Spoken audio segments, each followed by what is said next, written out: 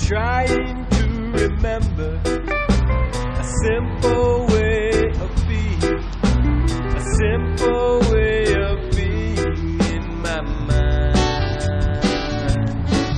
in my mind. Trying to recover a simple way of living, a simple way of living in this time.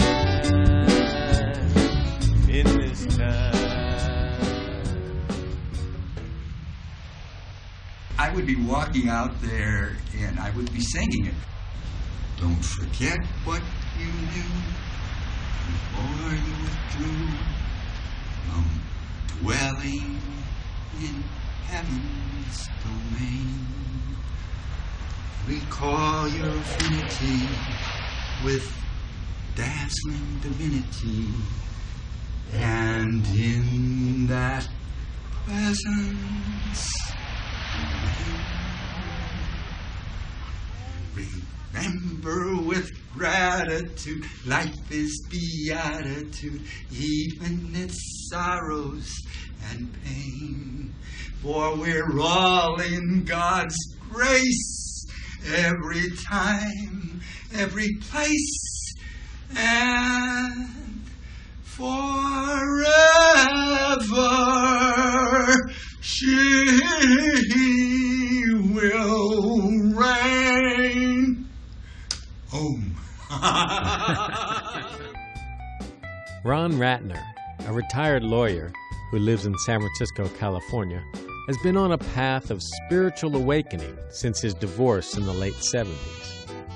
He's traveled from litigation to meditation, from born-again Hindu to an uncertain undo. And acting on a suggestion made to him by his guru almost 20 years ago, he's begun to write his spiritual memoirs and post them on his website, sillysutras.com, where they can be found along with the sutras or sayings that he's written or collected through this period of mystical reflection.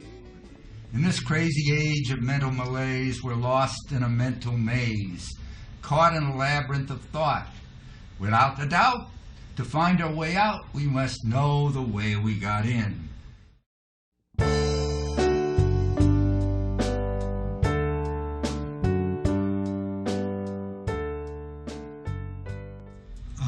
I got married at age 27, and my wife was a very brilliant person, Naomi. She had been a celebrity. She had been, from the time she was a small child, before television. She was on this Quiz Kids program, and then they put it on television, and she was one of the two longest lasting quiz kids. So she was a very intellectually brilliant person. When I met her, I was very attracted to her intellectually, on an intellectual level. When we were married, I don't think we were relating very well. I mean, she had very materialistic goals, and I didn't have materialistic goals at all, and I never thought that way. A year and 3 months before we split up, we went to a New Year's Eve party, and for some reason, I was feeling extremely joyous that evening. And it was at the home of a doctor, two doctor friends of ours, a husband and wife were both MDs. And then they served dinner, and I ate dinner, and then, unknown to me, somebody had put a lot of marijuana in the cake that they had for dessert. Now, at that time, I was very uptight, and I would not, under any circumstances, have knowingly partaken of marijuana. I was afraid to do anything that wasn't legal. And but soon after I had dinner, I felt like I'd never felt before, and I asked the hostess if I could please lie down. And she took me to a little dark bedroom, and I just fell on the bed face down, and the strange feeling I had was that it was like my brain was anesthetized, and I couldn't think. It was like if you go to the dentist and they put anesthesia into your gum, you can't feel it anymore. Well, my brain was gone.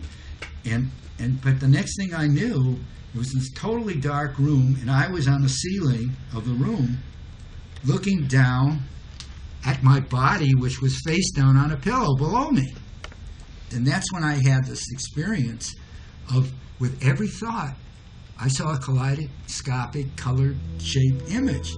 And that would appear between the ceiling and the bed.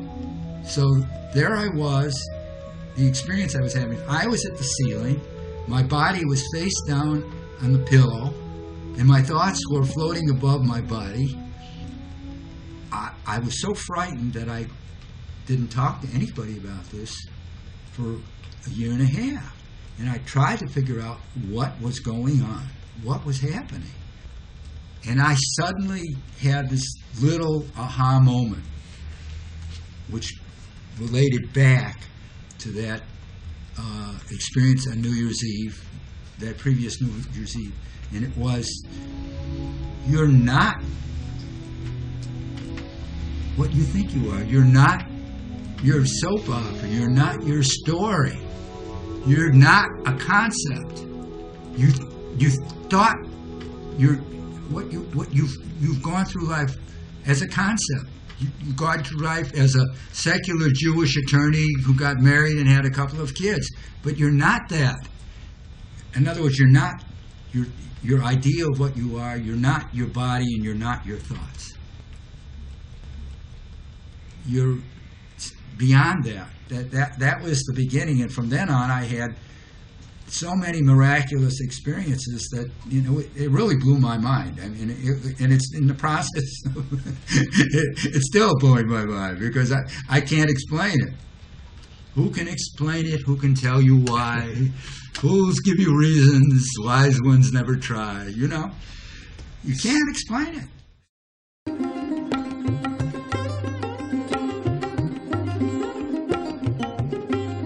In search for answers, Ron read a book about the Kundalini process and thought it might explain some of his weird experiences. While attending meetings led by the author of that book, Ron learned of an extraordinary Hindu guru who was to lead some meditations. I hadn't formally started meditating then, but at night I used to close my eyes and I'd see inner movies. Yeah. And this guy was appearing in my inner movies, and I saw the picture, and it said that he was going to be giving meditation programs at the San Francisco Theological School in Berkeley, and I thought, well, I'm curious. And I went to see him, and it turned out that this is who it was. He didn't say much. He didn't speak English then. Mainly, he would just chant. It was sort of like a Hindu cantor. It would be very similar to what an Orthodox Jewish cantor would be doing, except he was chanting in a different language, in Sanskrit. Just listening to these sounds was transformative. It was spiritually very uplifting for us just to hear him recite these mantras.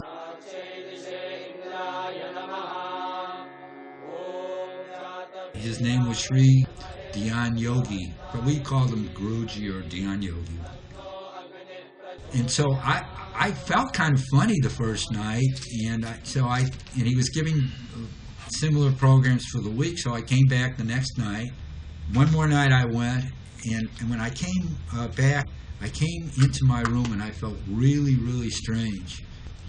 Suddenly, I just burst into tears, and I couldn't stop crying.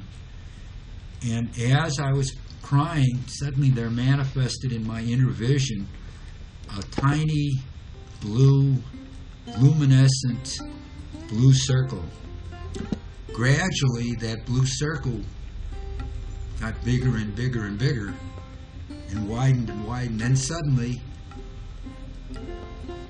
appearing in the middle of the blue circle was this little man. Only this time, it wasn't a vague image at all. I mean, it was like watching a movie. It was like going to the movies and seeing this guy in Technicolor.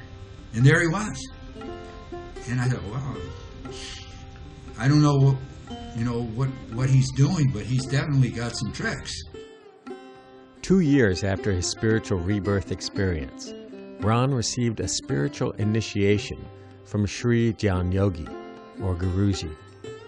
Ron was given the name Rasik, meaning one engrossed in devotion, and also given meditation instructions and a sacred mantra. So I got pretty deeply into his Hindu prayers. He gave me Hindu prayers, and I felt that I had transitioned from being a secular Hebrew to being a born-again Hindu.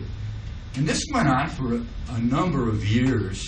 Well, and I got to a point where I suddenly became disillusioned with many of these spiritual teachers. And I realized that all of these teachers, every one of them, is limited because they're in a human body. And it's not possible to be in a human body without having limitation. Believe it or not, this applies even to spiritual teachers. They're all fallible. And I remember writing down a little rhyme about that called The Law of Flaw. All people are flawed. None are perfect. But the most flawed are those who think or claim they're perfect.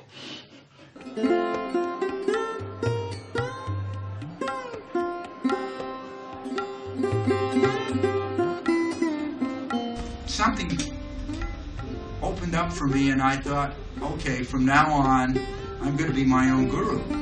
But in order to do this, I have to kind of discard all of the dogmas that have been inculcated to me, even by the Hindus and the Buddhists and all the rest of them, and I have to sort of try to review and just keep the ideas that seem right to me.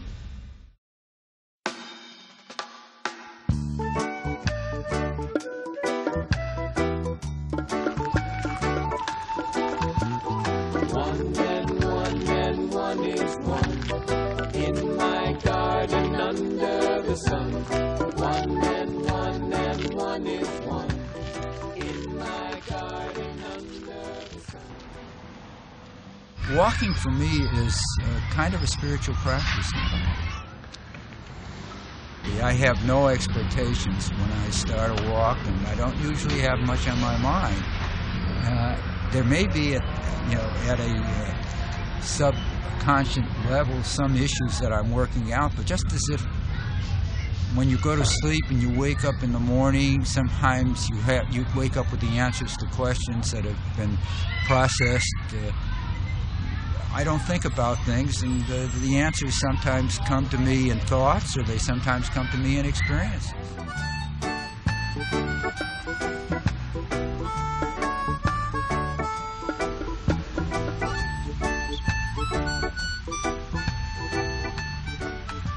After I retired from, going down to the financial district daily, and after I stopped jogging, I continued walking every day, and I would recite either Ram, Ram, Ram, or different versions of Ram mantras. Om Ram, Ramaya Namaha, Om Ram, Ramaya Namaha. That became so automatic that after a while I didn't even have to think about it. It would just, be running through my subliminal awareness always. In more recent years, I have adopted one other mantra that is really the one I repeat mostly now, and that one is Loka Samasta Sukhino Bhavantu. Loka Samasta Sukhino Bhavantu. Loka Samasta Sukhino Bhavantu. And I say this silently, usually, not aloud. But what it means, translated pretty accurately, means may everyone everywhere be happy.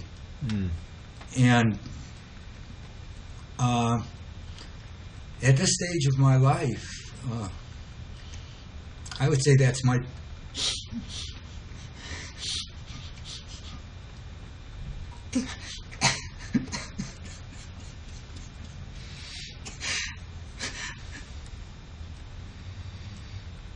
my deepest aspiration from my heart. And I pray it all the time.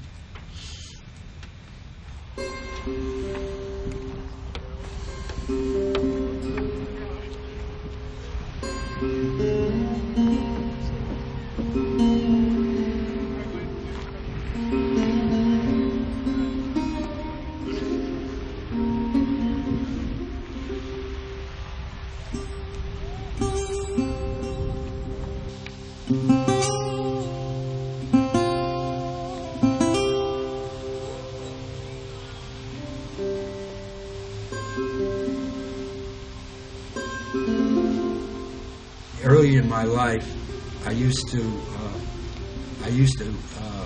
honor the great thinkers of the world, and then after I had this awakening, I began to honor the great non-thinkers of the world, because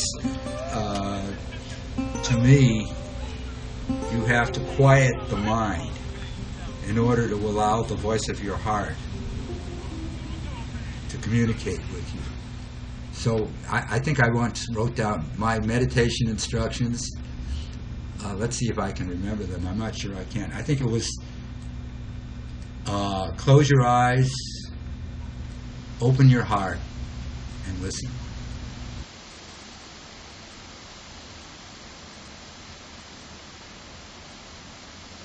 I had never thought of meditating or never considered it until after I met Dhyan Yogi, my Hindu guru. And his principal advice, his basic teaching, there were two. One was follow your heart, even if it contradicts my words. And the other was meditate regularly. And really meditate regularly should come first, because the more you meditate, the more you're able to follow your heart.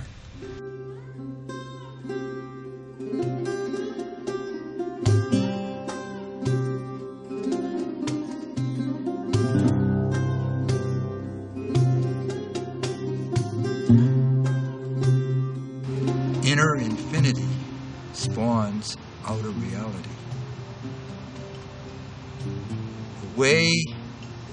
The more we connect with that inner life within us, the more we impact our outer reality, the way we see our outer reality as harmonious and beautiful and perfect.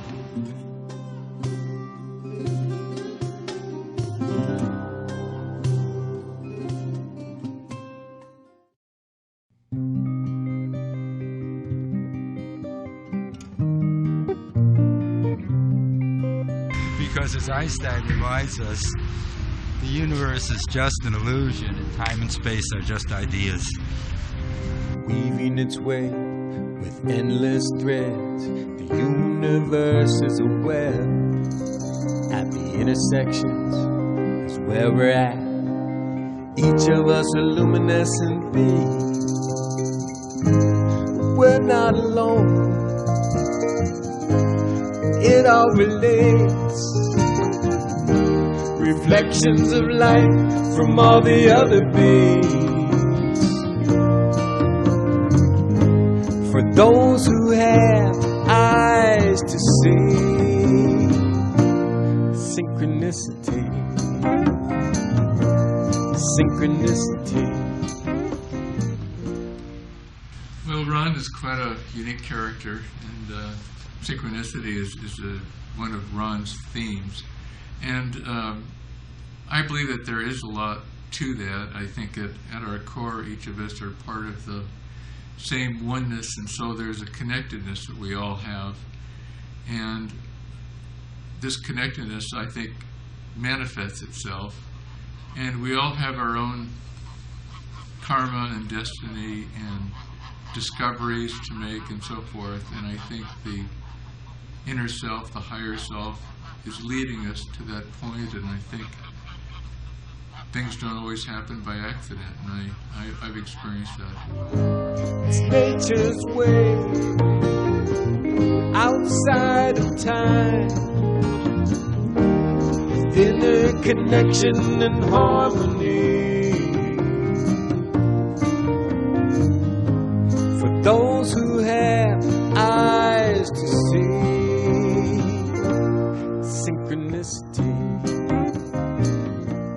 Perhaps the most extraordinary synchronicity that ever happened to me was when I was trying to remember this wonderful 1982 trip to India that I took, which was a trip of a lifetime for me. And I was trying to remember it because I had the intention of writing my spiritual memoirs. And I was telling friends that my memoirs are getting shorter all the time because I can't remember them. And within a very short time after I told my friends that, I was taking a walk and my usual route, and ahead of me on the sidewalk at a distance, I saw a white plastic bag. There was a dumpster right over to the left of the bag, and I thought, well, I won't be a litter bug, I'll take it and put it in the dumpster. And lo and behold, I got to the dumpster, and I looked in, and there were about 15, 20 VCR tapes, and I thought, isn't that interesting? And I looked at them, and lo and behold, they were all spiritual. And, well, this stuff interested me. So, instead of throwing away the plastic bag, I gathered up the videotapes, put them in the bag, and took them home. And miracle of miracles, one of those tapes was a tape that was taken during my 1982 trip to India, which I had never before seen and didn't even know existed. Ask me how these things happen.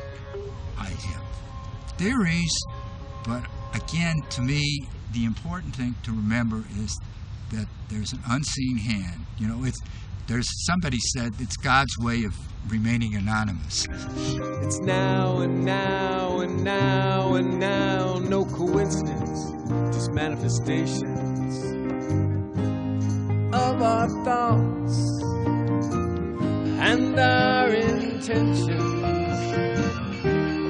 and our higher vibrations. For those who have eyes to see, synchronicity. I discovered the word synchronicity only fairly recently. I never used to use it until after my spiritual awakening. And that is a word that describes these coincidences that are noteworthy, but it doesn't tell why they happen.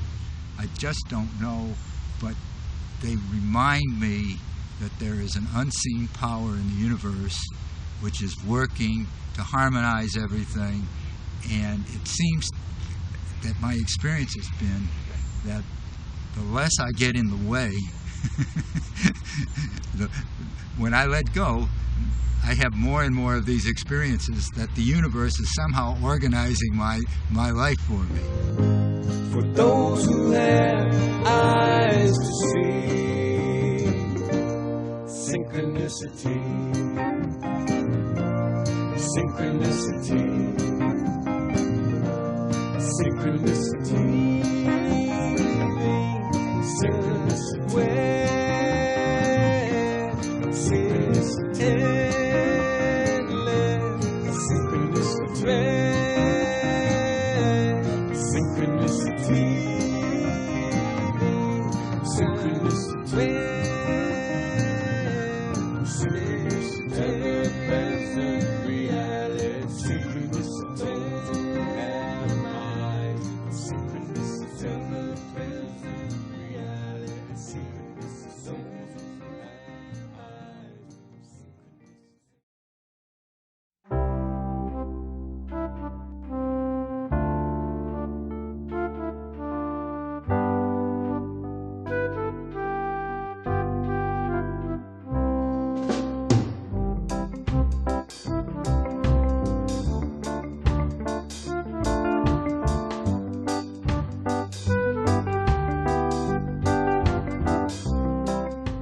was thinking of this same idea of,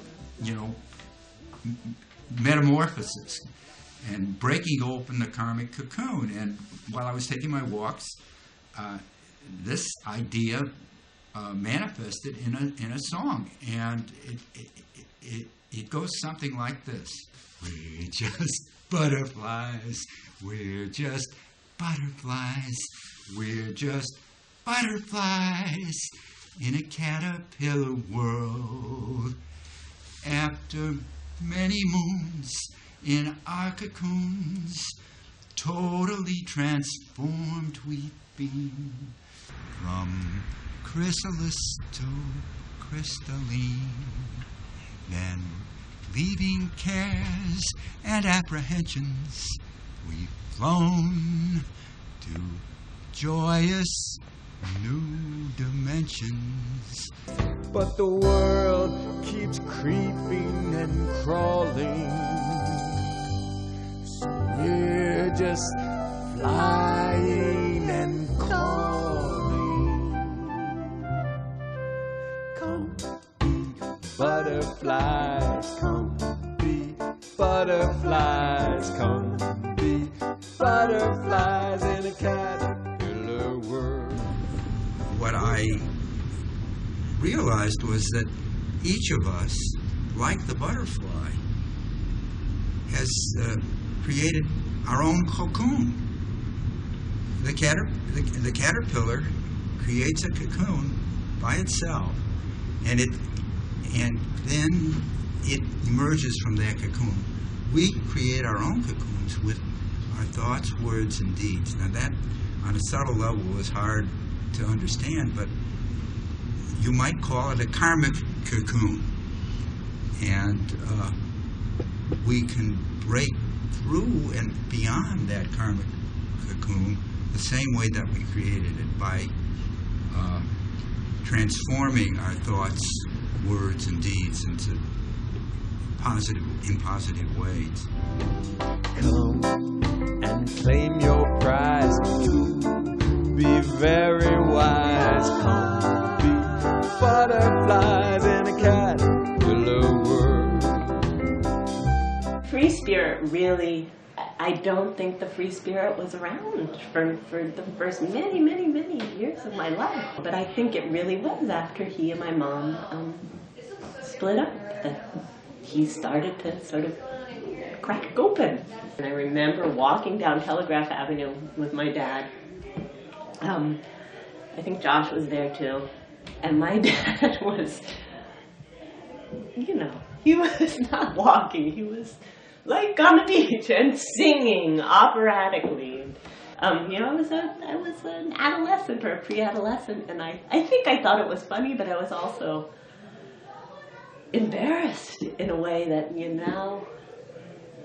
what I appreciate and love so much about him, I think, I generally do tell people he's really eccentric, and that he is, I tell them, I say he's a former lawyer with a very, successful long career as a lawyer, but he is now a real free-spirited, happy man.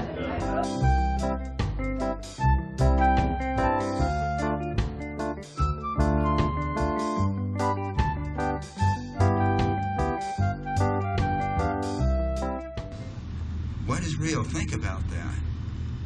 My theory is that reality is whatever we think it to be. And that this world of ours is sort of a consensual reality which we thought into being or dreamed into being. That's my working hypothesis now.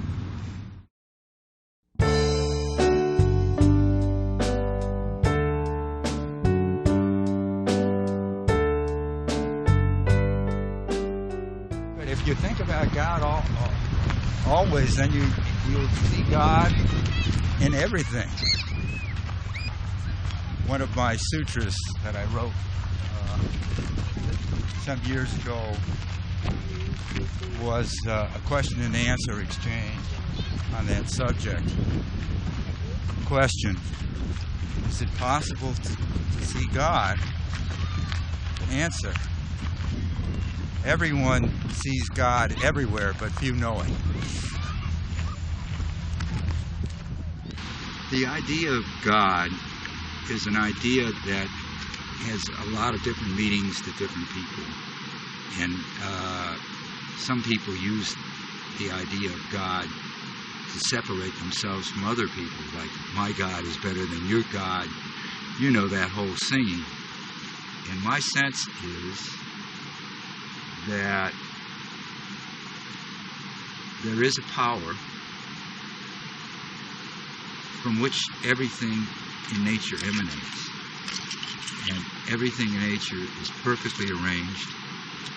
And so when I talk to the lone arranger, I'm talking of the power from which nature emanates. And that is the lone power from which nature emanates. And when nature is left in its harmonious, natural state, it's perfect. We're all acting roles in a masquerade ball. And we're all wearing metaphoric masks. And I would say that the Lone Ranger's mask was a symbol of the metaphoric mask that we all wear, which hides our true identity, which is life and love.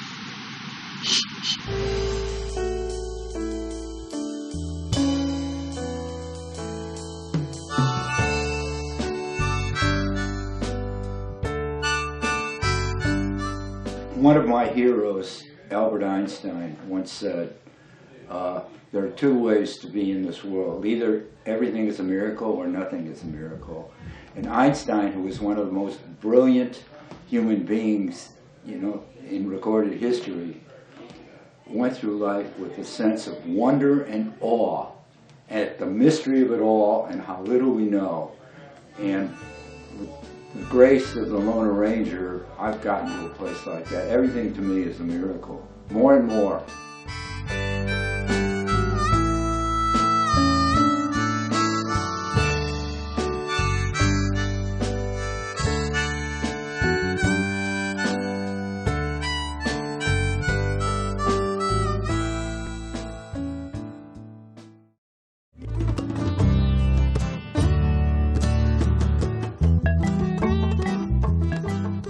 Ron Ratner's spiritual path has led him to the creation of the Silly Sutras website. Here, he shares his writings along with the wisdom gleaned from the likes of Mahatma Gandhi, Albert Einstein, Rumi, St. Francis of Assisi, and many more. Silly Sutras website is a collection of spiritual tidbits, some by Ron, some by others, some famous, some unknown, all of which in some way stop your mind and turn you back into yourself to discover something about reality. It's a questioning, it's a philosophical kind of pursuit, it's an unraveling. And I think through his own writings, I think that's what he's attempting to do, is sort of reconcile, here's me, here I am, this is what's going on, and this is, what some of our great thinkers and teachers have said and thought and done. If you're interested in spirituality and something beyond your own belief system, the way he probes these things and he keeps it live and active, you never know what's coming next. And it's brilliant work, I think.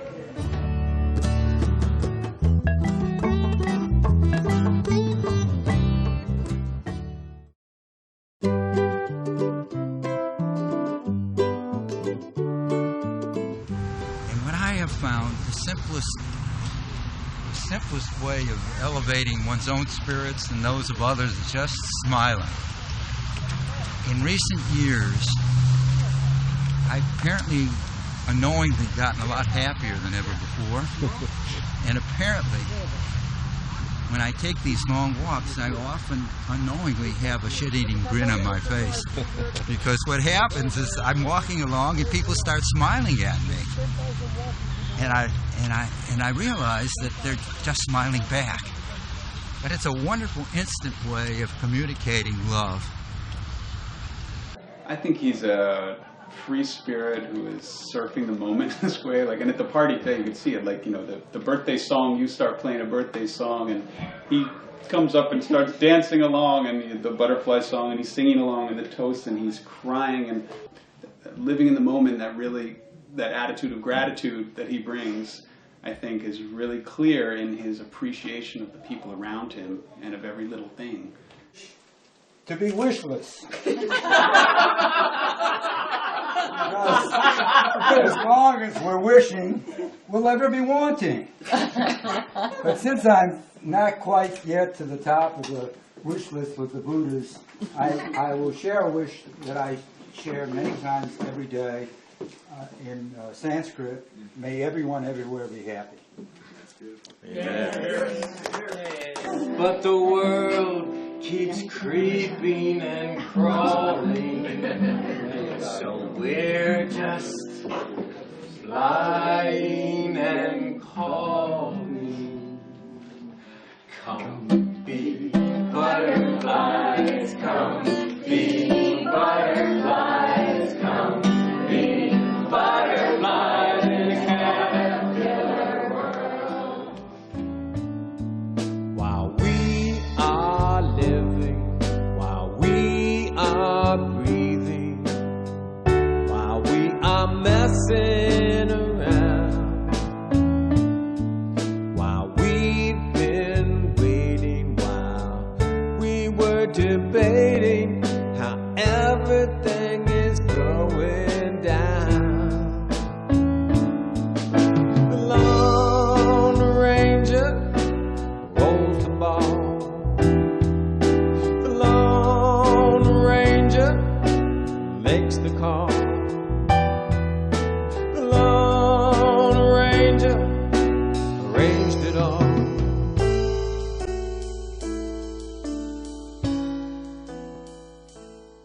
Beloved, we are instruments of thy peace. Where there is hatred, let us sow love. Where there is injury, pardon. Where there is doubt, faith. Despair, hope. Darkness, light. Discord, harmony. Sadness, joy. Divine Mother, Father, grant that we may seek not so much to be consoled as to console, to be understood as to understand, to be loved as to love. For it is in giving that we receive. It is in pardoning that we are pardoned, and it is in dying to ego life that we are reborn to eternal life.